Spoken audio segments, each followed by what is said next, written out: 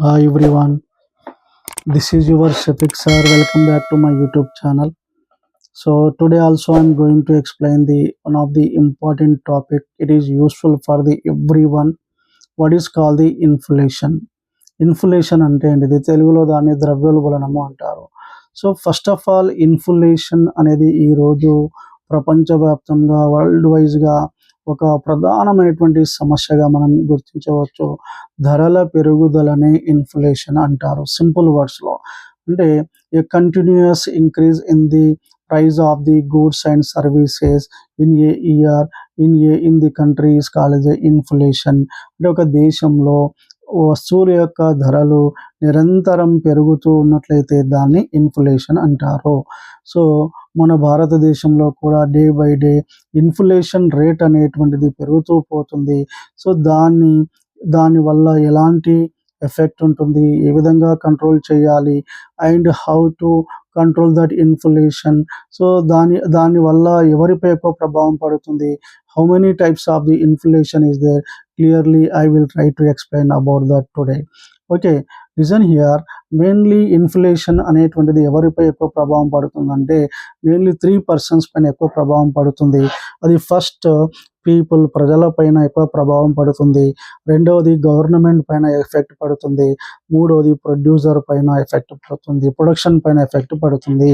So ఇది ఎవరెవరి పైన ఎఫెక్ట్ పడుతుంది ఎకానమీలో అంటే ఫస్ట్ వన్ చూడండి.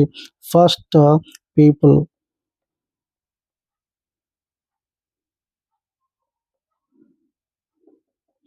తర్వాత గవర్నమెంట్, తర్వాత ప్రొడక్షన్ పైన.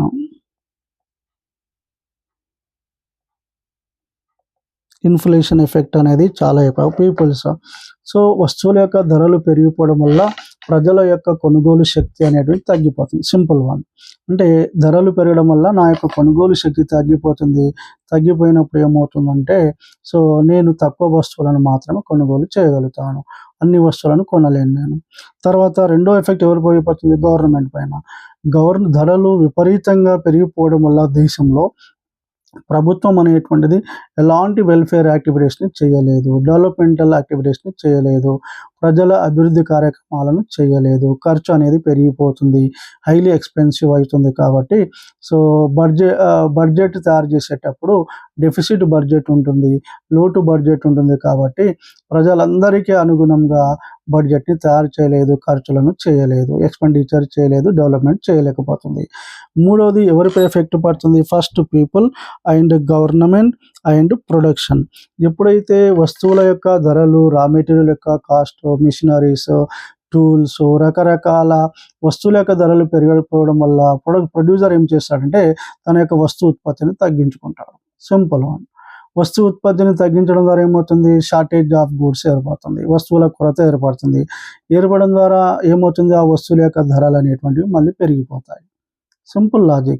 So these are the main effects on the first one, people, government, production. Okay, listen here ma, what is the definition of the inflation? Different economists given the different definitions. So listen here. When the money is expanding more than the proportionate rate increase in the earning activity అంటే నేను ప్రతి నెల 50,000 సంపాదిస్తున్నాను. Earning activity నేను yearly monthly 50,000 సంపాదిస్తాను. కానీ 1 month కొరకు నాకు ఎంత ఖర్చు అవుతుంది, 60,000 రూపీస్ ఖర్చు అవుతుంది. అంటే ఇంకా నేను ఎంత డెఫిసిట్ ఉంది నా దగ్గర, 10,000. అంటే నేను సంపాదించే ఆదాయం కన్నా ఖర్చులు అనేటువంటివి పెరిగిపోతాయి. ఎక్స్పెండిచర్ పెరిగిపోతే దాన్ని ఏమంటారంటే ఇన్ఫ్లేషన్ ప్రాబ్లం అని చెప్పవచ్చు. ఇన్ఫ్లేషన్ అని మనం చెప్పవచ్చు. అర్థమైందా సింపుల్గా. So when the money is expanding more than proportion to increase in the earning activity. ఎవరు చెప్తున్నారు ఇది, ఎస్సి పిగో అనేటువంటి ఆర్థికవేత్త చెప్తున్నాడు. సో రెండో డెఫినేషన్ శామ్యుల్సన్ ఏం చెప్తాడంటే, శామ్యుల్సన్ ఏమంటున్నాడంటే, Paul Samuelson, the value of money is falling, that is the price are rising. So వస్తువుల యొక్క ప్రైస్ అనేటువంటిది సో ఇంక్రీజ్ కావడం వల్ల మనీ వాల్యూ అనేటువంటిది తగ్గిపోతుంది. Money value. So money value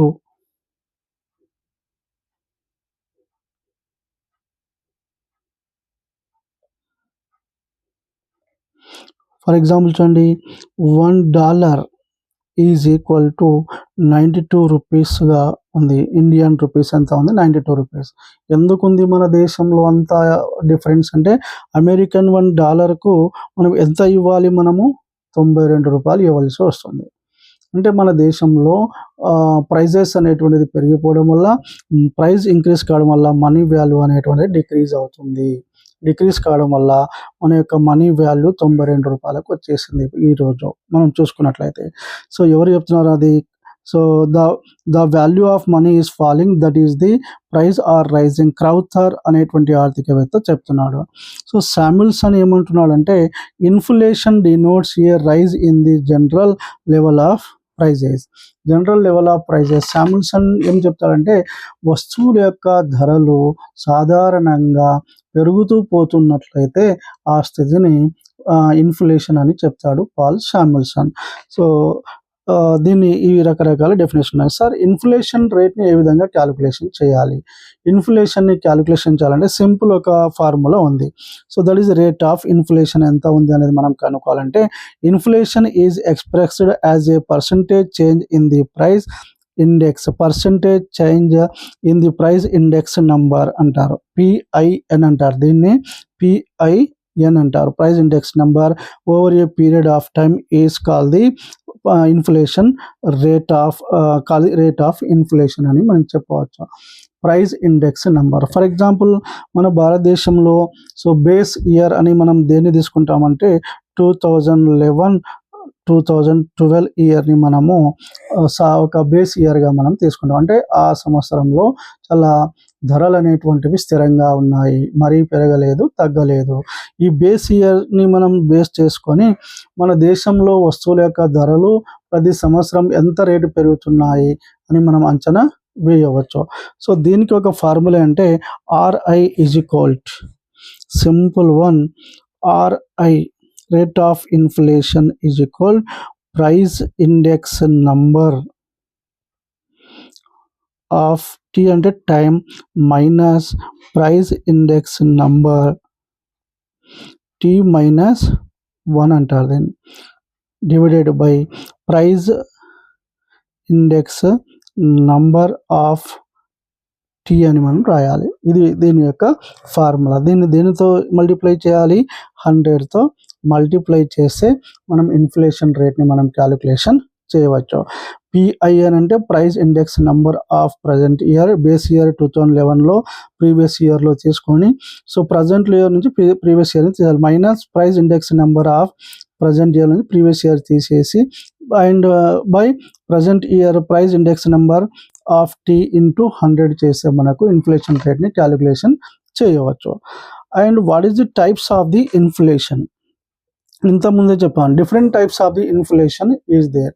రకరకాల ఇన్ఫ్లేషన్ ఉంటుంది. First one, based on the rate of inflation. Rate of inflation.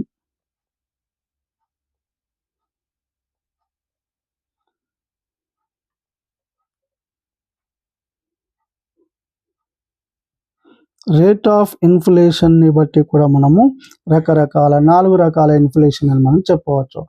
దాంట్లో రేట్ ఆఫ్ ఇన్ఫ్లేషన్ ఒక సంవత్సరంలో 3% లోపు ఈ రేట్ ఆఫ్ ఇన్ఫ్లేషన్ పెరిగినట్లయితే దాన్ని క్రీపింగ్ ఇన్ఫ్లేషన్ అంటారు.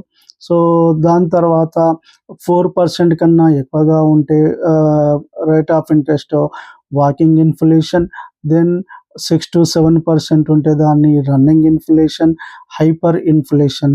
4 రకాల ఇన్ఫ్లేషన్ అని. రేట్ ఆఫ్ ఇన్ఫ్లేషన్ని బట్టి 4 టైప్స్ ఆఫ్ ది ఇన్ఫ్లేషన్ ఉంటుంది. First one, that is the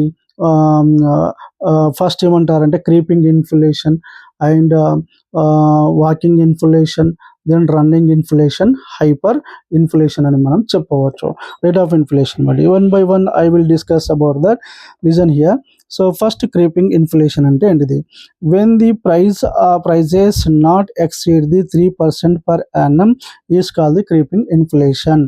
3% కన్నా ఎక్కువ కాకుండా పెరిగినట్లయితే, ధరలు పెరగకుండా ఉంటే దాన్ని ఏమంటారంటే క్రీపింగ్ ఇన్ఫ్లేషన్ అంటారు. Creeping inflation.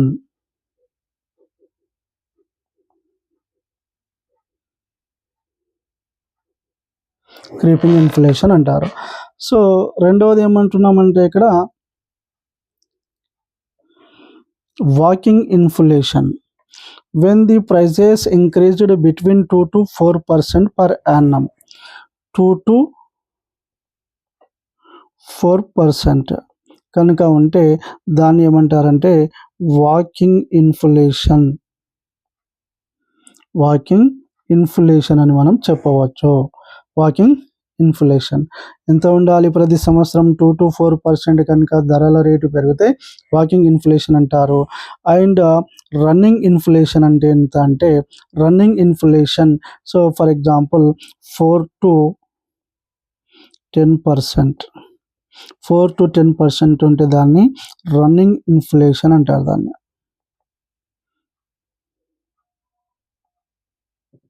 రన్నింగ్ ఇన్ఫ్లేషన్ అంటున్నారు ఇక్కడ. సో ఎంత ఉండాలి? 4 to 10% మధ్యలో ఉంటాయి. అండ్ యాక్చువల్గా ఇది ఎప్పుడు మన దేశంలో ఉంది రన్నింగ్ ఇన్ఫ్లేషన్? 2008లోనే మనం ఈ స్టేజ్ని దాటేసాం. 4 to 10% రేట్ ఆఫ్ ఇంట్రెస్ట్ ఎప్పటికీ మన దేశంలో రన్నింగ్ ఇన్ఫ్లేషన్ కంప్లీట్ అంటే 2008లోనే మనం ఆ స్టేజ్ కూడా దాటేసాం. మన దేశంలో కూడా చాలా ఇన్ఫ్లేషన్ ప్రాబ్లం ఉంది. సో హైపర్ ఇన్ఫ్లేషన్ అంటే ఏంటి? హైపర్ అంటే లాస్ట్ స్టేజ్.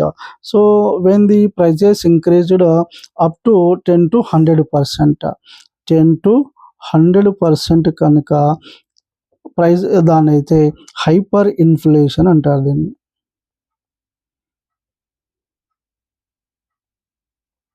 హైపర్ ఇన్ఫ్లేషన్ అని మనం చెప్పవచ్చు. So this is the 4 types of the based on the rate of inflation. Creeping inflation, walking inflation, running inflation, hyper inflation. And based on the కాజ్ని బట్టి కూడా, కారణాన్ని బట్టి కూడా మనం మళ్ళీ 2 types ఆఫ్ ది ఇన్ఫ్లేషన్ అని మనం చెప్పవచ్చు. డిమాండ్ఫుల్ ఇన్ఫ్లేషన్. సో డిమాండ్ఫుల్ ఇన్ఫ్లేషన్ అంటే ఏంటిది? సో కాజ్ని బట్టి, ముఖ్యంగా డిమాండ్ఫుల్ ఇన్ఫ్లేషన్ అంటే ఒక దేశంలో జనాభా పెరిగిపోయింది అనుకుందాం. మన భారతదేశం ఉంది, more than 145 crores population is there. జనాభా పెరిగినప్పుడు వస్తువుల యొక్క డిమాండ్ అనేది కూడా పెరుగుతుంది. సో మన యొక్క వస్తువులకు డిమాండ్ అనేది పెరుగుతుంది. డిమాండ్ పెరిగింది కానీ సప్లై అనేది పెరగడం లేదు. మన దేశంలో వస్తువుల యొక్క సప్లై పెరగడం లేదు. అలాంటప్పుడు ఏమవుతుంది? షార్టేజ్ ఏర్పడుతుంది. షార్టేజ్ ఏర్పడినప్పుడు ఏమవుతుంది? గూడ్స్ యొక్క ప్రైస్ అనేది ఇంక్రీజ్ అవుతుంది. Simple logic. When the population increases, the goods demand also increases. వస్తువులకు డిమాండ్ అనేది విపరీతంగా పెరిగిపోతుంది. పెరిగినప్పుడు వస్తువుల యొక్క సప్లై కూడా పెరగాలి, కానీ మన భారతదేశంలో గూడ్స్ సప్లై ఇంక్రీజ్ కావడం లేదు. కానప్పుడు ఏమవుతుంది? ప్రైజెస్ అనేటువంటివి ఇంక్రీజ్ అవుతాయి. దట్ ఈస్ కాల్డ్ డిమాండ్ఫుల్ ఇన్ఫ్లేషన్ అని మనం చెప్పవచ్చు. సో ఇక్కడ చూడండి, increased in the aggregate demand of the commodity. Aggregate అంటే అనేది టోటల్, మొత్తం వస్తువుల యొక్క డిమాండ్ అనేది. అగ్రిగేట్ అంటే టోటల్ అని మనం చెప్పవచ్చు. ఇక్కడ టోటల్ డిమాండ్ అనేది పెరుగుతుంది. దాన్ ఇట్స్ అగ్రిగేట్ సప్లై కన్నా డిమాండ్ అనేది పెరిగిపోతుంది. It is called the demand pull inflation. What is the cost push inflation? So cost push inflation అంటే ఏంటిది? సో డిమాండ్ఫుల్ ఇన్ఫ్లేషన్ అంటే వస్తువుల యొక్క డిమాండ్ పెరగడం ద్వారా వాటి యొక్క ధరలు పెరుగుతాయి. పెరగడం ద్వారా ఏమవుతుంది? సప్లై తగ్గుతుంది, ధరలు పెరుగుతాయి. కాబట్టి డిమాండ్ఫుల్ ఇన్ఫ్లేషన్ అంటున్నాం. బట్ కాస్ట్ పుష్ ఇన్ఫ్లేషన్ అంటే ఏంటిది? కాస్ట్ పుష్ ఇన్ఫ్లేషన్ అంటే ముఖ్యంగా చూడండి, సో ఎప్పుడైతే ఈ ఇన్ఫ్లేషన్ పీరియడ్లో ఏమవుతుందంటే ఉత్పాదక కారకాలు, కాస్ట్ ఆఫ్ ప్రొడక్షన్ అంటారు, ఫ్యాక్టర్స్ ఆఫ్ ప్రొడక్షన్ అంటారు, వాటి యొక్క ధరలు కూడా పెరిగిపోతాయి. ఇన్ఫ్లేషన్ పీరియడ్లో లేబర్ యొక్క వేజెస్ పెరిగిపోతాయి, మిషనరీస్కి రెంట్ పెరిగిపోతుంది, ల్యాండ్ రెంట్ పెరుగుతుంది, రేట్ ఆఫ్ ఇంట్రెస్ట్ ఇంక్రీజ్ అవుతుంది, రా మెటీరియల్ ఛార్జెస్ ఇంక్రీజ్ అవుతాయి. ప్రతి కారకం యొక్క ధరలు అనేటువంటివి పెరిగిపోతాయి. పెరిగిపోయినప్పుడు నేను ఏం చేస్తాను, ఎక్కువ ప్రొడక్షన్ చేస్తారా ప్రొడ్యూసర్? చేయడు. అంటే ప్రొడక్షన్ని డిక్రీజ్ చేస్తాడు. కాస్ట్ ఆఫ్ ప్రొడక్షన్ పెరగడం ద్వారా నేను ఏం చేస్తాను, 100 వస్తువులను ప్రొడ్యూస్ చేసేది ఒక 50 గూడ్స్ని ప్రొడ్యూస్ చేస్తున్నాను. గూడ్స్ యొక్క సప్లై తగ్గుతుంది. గూడ్స్ సప్లై తగ్గినప్పుడు స్కేర్సిటీ అనేది ఏర్పడుతుంది. No doubt at all. Goods shortage ఏర్పడుతుంది. గూడ్స్ షార్టేజ్ ఏర్పడినప్పుడు ఏమవుతుంది, ప్రైస్ అనేది ఇంక్రీజ్ అవుతుంది. ఈ ప్రైస్ ఇంక్రీజ్ కావడాన్ని ఇన్ఫ్లేషన్ అని చెప్పవచ్చు. సింపుల్ లాజిక్, ఇది బాగా గుర్తుపెట్టుకోవాలి ఇది. Okay, so listen here. Cost push inflation due to increase in cost of production it result the cost push inflation.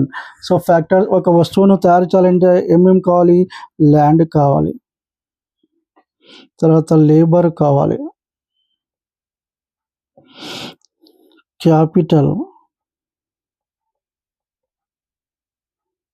Machinery, ఇవన్నీ రా మెటీరియల్స్, టూల్స్, వీటి యొక్క ప్రైజెస్ అనేది కూడా ఇన్ఫ్లేషన్ పీరియడ్లో ఇంక్రీజ్ అవుతుంది. ప్రైజెస్ ఇంక్రీజ్ కావడం ద్వారా cost of production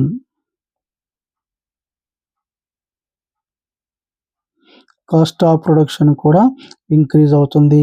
cost of production increase అయినప్పుడు ప్రొడక్షన్ తగ్గుతుంది. ప్రొడక్షన్ డిక్రీజ్ అయినప్పుడు సప్లై కూడా తగ్గుతుంది.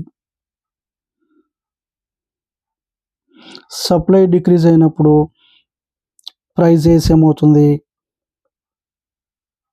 గూడ్స్ యొక్క ప్రైస్ ఇంక్రీజ్ అవుతాయి. ఎంత లాజిక్ చూడండి ఇక్కడ. సరే, okay, this is called the land యొక్క రెంట్ పెరిగిపోయింది, లేబర్ వేజెస్ ఇంక్రీజ్ అయ్యాయి, క్యాపిటల్ అంటే మిషనరీస్, టూల్స్, వీటి యొక్క ధరలు కూడా పెరిగిపోవడం ద్వారా కాస్ట్ ఆఫ్ ప్రొడక్షన్ ఇంక్రీజ్ అవుతుంది, ప్రొడక్షన్ డిక్రీజ్ అవుతుంది, సప్లై డిక్రీజ్ అవుతుంది, ప్రైజెస్ అనేది ఇంక్రీజ్ అవుతుంది. This is also called as cost of inflation అని మనం చెప్పవచ్చు. Okay, and next this is the on the basis of cause. Next one on the basis of government reaction. కొన్నిసార్లు government యొక్క విధి విధానాల ద్వారా గవర్నమెంట్ యొక్క చర్యల వల్ల కూడా ఆ దేశంలో ఇన్ఫ్లేషన్ ఏర్పడవచ్చు. ఫస్ట్ ఏమంటున్నాం, on the basis of rate of inflation బట్టి కూడా ఇన్ఫ్లేషన్ ఏర్పడుతుంది. ఆన్ ది బేసిస్ ఆఫ్ కాజ్ని బట్టి కూడా ఇన్ఫ్లేషన్ ఏర్పడుతుంది. మూడోది ఏమంటున్నాం, on the basis of government reaction. అంటే గవర్నమెంట్ కరెక్ట్గా అడ్మినిస్ట్రేషన్ చేయకపోవడం వల్ల కూడా, గవర్నమెంట్ యొక్క పనితీరు మంచిగా లేకపోవడం వల్ల కూడా ఇన్ఫ్లేషన్ అనేది పెరిగే అవకాశం అనేది ఉంటుంది అని మనం చెప్పవచ్చు.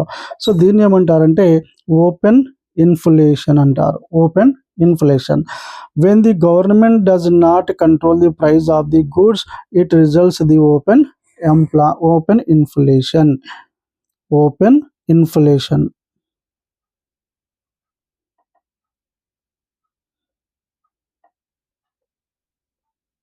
ఓపెన్ ఇన్ఫ్లేషన్ అంటే గవర్నమెంట్ ఫెయిల్యూర్ వల్ల, government does not control the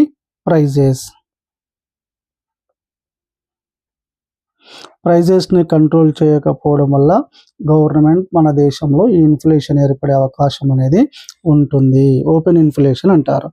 suppressed inflation అంటే suppressed inflation when the government imposed more restrictions, taxes, it result the suppressed inflation. కొన్నిసార్లు గవర్నమెంట్ ఏం చేస్తుందంటే తన యొక్క డెఫిసిట్ బడ్జెట్, లోటు బడ్జెట్ని కవర్ చేసుకోవడానికి, తన యొక్క అప్పులను తగ్గించుకోవడానికి ఏం చేస్తుందంటే గవర్నమెంట్ రకరకాల ట్యాక్సెస్ని ఇంపోజ్ చేస్తుంది. Direct taxes, indirect taxes. దీంట్లో డైరెక్ట్ ట్యాక్సెస్, ఇండైరెక్ట్ ట్యాక్సెస్, రకరకాల ట్యాక్సెస్ని ఇంపోజ్ చేస్తుంది. సో ఒక వస్తువుపై డైరెక్ట్ ట్యాక్సెస్, ఇండైరెక్ట్ ట్యాక్సెస్ ప్రజలపై ఎక్కువగా వస్తువులపై కానీ, ప్రజలపై కానీ ఇంపోజ్ చేయడం వల్ల ఏమవుతుంది? ప్రైస్ అనేది ఇంక్రీజ్ అవుతుంది. ప్రైజెస్ ఇంక్రీజ్ కావడాన్ని ఇన్ఫ్లేషన్ అని మనం చెప్పవచ్చు. Suppressed inflation. The government imposed more taxes, more restrictions and taxes, more restriction and taxes. It results the suppressed inflation అని మనం చెప్పవచ్చు.